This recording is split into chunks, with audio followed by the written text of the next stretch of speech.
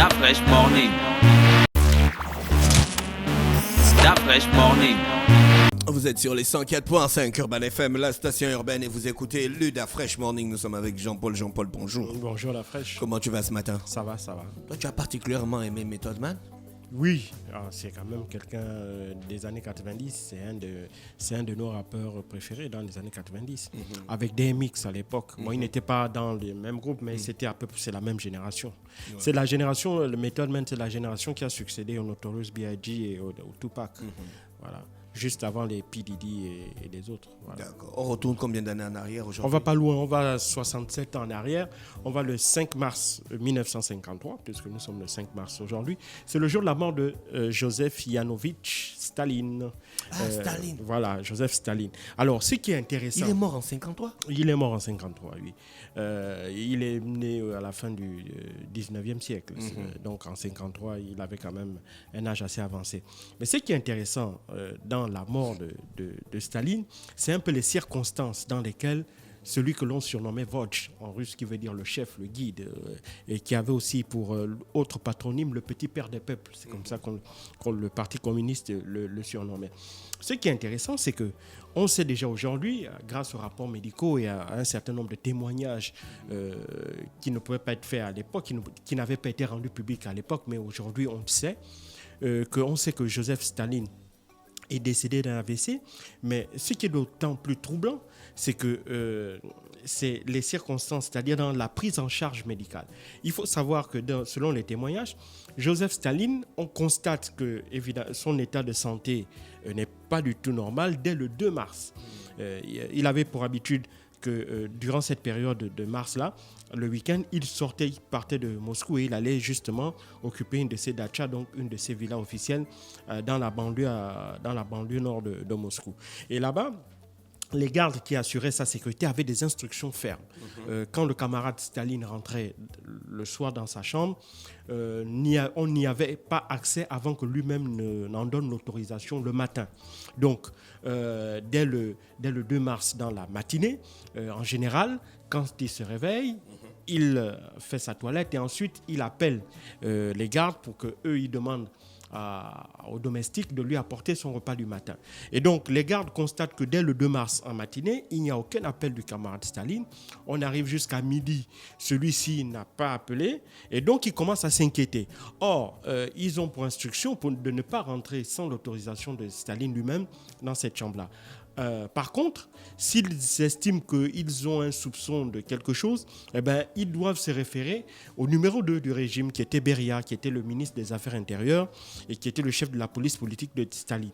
Et donc, il fallait donc suivre ce protocole-là. Mais il ne faut pas oublier que régulièrement le week-end, Staline se réunissait avec les membres du Politburo, c'est-à-dire l'équivalent du comité central du Parti communiste russe. Et donc, il y avait toutes les personnalités donc, les plus importantes du système de Staline, avec Khrouchtchev, Malenkov, Bulganin, Kadanovitch et d'autres. Et donc, tous étaient là, avaient passé la nuit dans la dacha. Et donc, c'est à eux que, évidemment, notamment aux camarades Khrouchtchev et Malenkov, que les gardes vont s'adresser pour essayer d'avoir une conduite à tenir. Et comme eux n'ont pas l'autorisation, n'ont pas le pouvoir de donner l'autorisation aux gardes de pénétrer dans la chambre de Staline, eh ben, il faut chercher le camarade Beria.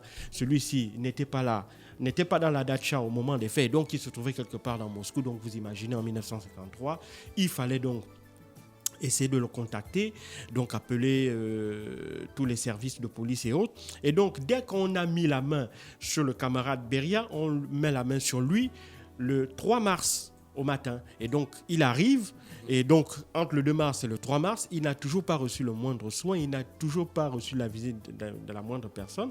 Et donc, le camarade Beria, avant d'arriver, donne quand même l'autorisation garde de pénétrer dans la chambre. Et donc, lorsqu'ils entrent, ils trouvent le camarade Staline allongé à même le sol, baignant dans ses urines et clignant des yeux. Et donc, ils le soulèvent délicatement et le déposent sur un canapé. Et donc, ils attendent l'arrivée du camarade Beria, qui seul aussi est autorisé et habilité à donner l'autorisation à des médecins de s'occuper de Staline, parce que Staline était paranoïaque, qui voyait des complots partout. Et donc, il interdisait, il y avait des règles strictes, personne ne le touchait, personne ne venait vers lui sans l'autorisation de son numéro 2. Si lui-même lui-même en était incapable, donc sans l'autorisation de Beria. Et donc, lorsque Beria arrive le 3 mars, lui, il constate qu'il regarde Staline, il voit dans cet état, et bien, qu'est-ce qu'il fait? Il dit tout simplement aux autres, aux Khrouchtchev, Malenkov et Bulganin, et à tout l'ensemble des personnes qui étaient les gardes et les domestiques, il leur dit que ce n'est pas grave, le camarade Staline n'est pas malade, il est tout simplement fatigué, et donc il demande aux gardes, il demande aux domestiques de le changer et de le remettre sur son lit et de le laisser se reposer. Et donc, c'est ainsi que toute la journée du 3 mars va passer, et ils vont constater que son état de santé ne s'améliore pas, et donc ils vont rappeler Beria pour que celui-ci autorise les médecins à en faire regarder, à examiner vraiment Staline. Et donc, Beria ne donnera, en fait, les gens expliquent, certains historiens expliquent que c'est à ce moment-là, en fait, que Beria se rend compte que pendant quelques heures, il est devenu celui qui est le véritable détenteur du pouvoir, puisque c'est lui qui a maintenant le pouvoir de vie ou de mort sur Staline, celui qui était le maître de l'URSS. Et donc, Beria va autoriser finalement aux médecins d'examiner Staline le 4 mars au matin. Et donc, c'est à partir du 4 mars que les médecins vont commencer à examiner Staline, et l'ordre ferme va leur être donné par Beria de tout mettre en œuvre pour que le camarade Staline soit remis sur pied le plus vite possible. Mais les médecins vont arriver et eux aussi sont tétanisés, parce que imaginez-vous qu'à l'époque, si un médecin donnait un diagnostic et que celui-ci s'avérait être mauvais, ou si celui-ci ne satisfaisait pas Staline ou les membres du Politburo, il pouvait être exécuté sur le champ. Et donc toute l'équipe d'experts médicaux russes qui va être appelée au chevet de Staline, ils ne vont même pas être d'accord au départ sur le diagnostic et la prise en charge qui devait être faite sur Staline, parce que personne ne voulait prendre la responsabilité d'assumer un éventuel échec si les choses tournaient mal. Et donc, c'est comme ça que ils sont là tous devant Staline et ils voient son état de santé se dégrader jusqu'à ce que le 5 mars, aux alentours de 2h du matin, il décède sans que on ait pu véritablement le prendre en charge de manière tout à fait adéquate. Et donc, Staline, en fait, on comprend que Staline décède déjà de la négligence de la part aussi bien de son entourage, que ce soit les membres du Politburo, que ce soit les membres de l'équipe médicale, mais cela aussi est dû à deux choses. C'est que dans le Politburo, les gens, dès lors qu'ils ont compris que Staline était dans un état de santé grave, ils ne se sont plus intéressés à comment faire pour justement le soigner, mais ils se sont plutôt intéressés à comment faire pour s'accaparer le pouvoir de Staline. Ça, c'est d'une part. Et les médecins... Les médecins? Non, les membres du Politburo, donc Khrouchtchev, Malenkov, Beria, Bulganin et les autres. Donc eux, ils vont commencer à partir de ce moment-là à faire des intrigues pour essayer de savoir qui prend le pouvoir. Pendant ce temps, les médecins, eux, ils vont commencer à se dire que on n'est pas trop sûr, et ils ne vont même pas s'accorder sur un diagnostic ou sur un début de prise en charge de Staline. Et donc, celui-ci va voir son état de santé ne cesser que de se dégrader jusqu'à ce qu'il décède le 5 mars 1953 à 2h du matin. Et donc, lorsqu'il décède en 1953, même sur la manière donc d'annoncer le décès à l'ensemble du peuple russe, cela aussi va faire l'objet d'énormes tergiversations. Ce n'est qu'aux alentours de 6h45 que la radio russe va faire un communiqué, mais un communiqué extrêmement simple. Ce communiqué disait tout simplement que le cœur de Staline, le chef de la Russie, le petit père des peuples, celui qui avait donné toute sa vie pour défendre au service de la Grande Russie, son cœur avait cessé de battre. C'est tout ce qu'ils ont dit. C'était ça uniquement le contenu du communiqué. Et ensuite, il va y avoir une série de chants religieux avant que, évidemment, aux alentours de 9h, 10h, il va commencer à y avoir d'autres communiqués qui vont venir pour essayer d'expliquer un peu dans quelle mesure, la manière dont vont évidemment être organisés ces obsèques-là. Et donc ces obsèques qui auront lieu le 9 mars 1953 au Palais des Syndicats, c'est la grande maison, une grande maison de Moscou qui était l'organisation qui gérait l'organisation qui gérait les travailleurs. C'est dans leur enceinte, dans leur bâtiment que le corps de Staline va être exposé. Il va même être exposé, normalement les obsèques ont commencé à partir du 8 mars, puisque les gens estiment qu'entre le 8 et le 9 mars, près d'1 million de Russes vont défiler devant la dépouille de Staline qui était placée sur une estrade avec d'immenses bouquets de fleurs tout autour. Et donc, évidemment, cette nouvelle va prendre de court le monde entier parce que déjà, le dossier médical de Staline était quelque chose de top secret et personne n'avait anticipé la disparition de Staline à ce moment-là.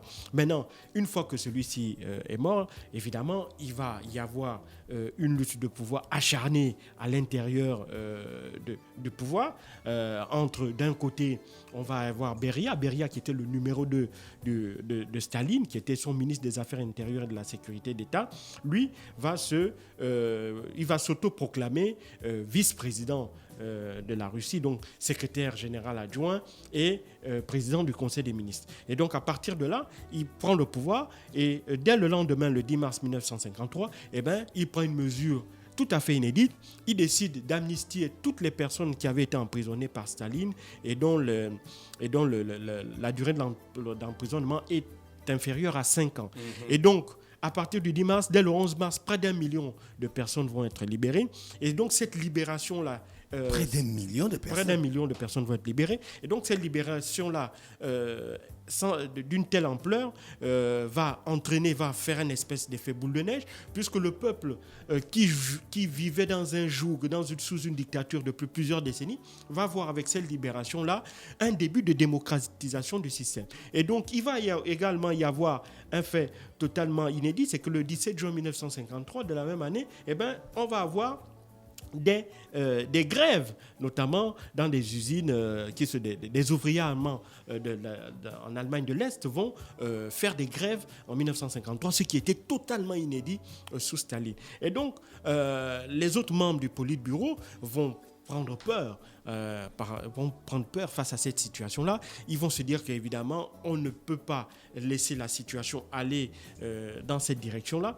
Et donc, ils vont décider de se réunir en urgence le 28 juin 1953 et ils vont mettre immédiatement Beria en infériorité, en minorité au sein du Politburo, et ils vont donc décider de le démettre de ses fonctions de ministre des Affaires intérieures et de la Sécurité d'État, et ils vont le condamner à mort, et à la sortie de ce Conseil des ministres, là, il sera immédiatement exécuté. Et donc, à la suite de ce Conseil des ministres, c'est Nikita Khrouchtchev qui sortira le grand vainqueur de cette confrontation-là, puisque c'est lui qui va finalement prendre les rênes du pouvoir et succéder officiellement à Staline. Et lui, ce qu'il va faire, il va dans un premier temps ramener, si tu veux, la dictature, donc le joug, ramener la force pour reprendre en main en fait le pays qui commençait déjà un peu à s'emballer. Ça, c'est la première chose. Et puis la deuxième chose, c'est qu'on ne le dit pas, c'est que Khrouchtchev va être le premier